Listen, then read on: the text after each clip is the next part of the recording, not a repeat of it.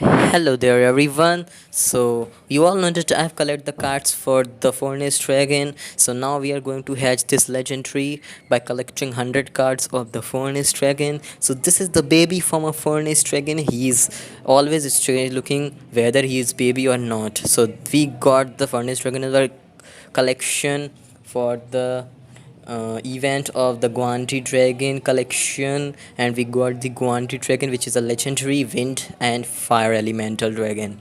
So now, what do you think? I will hatch the Guanti Dragon or not? Just you wait for a while till I introduce the Guanti Dragon to you, and then we will hatch it.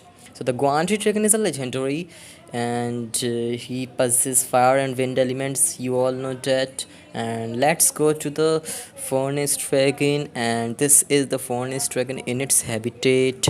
So let's give him some food, and so let's be him in its adult form, and so let's give him food till he become a legendary adult form dragon. And so this is the adult form of the Furnace Dragon.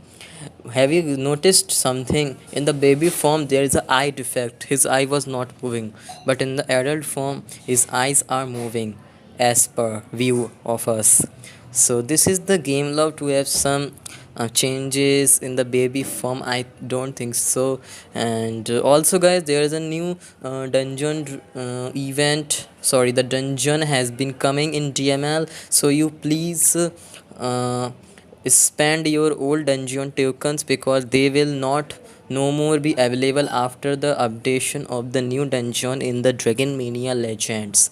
So this is the Furnace Dragon. So now it's the time for hatching the Guanti Dragon. 3, 2, 1, go.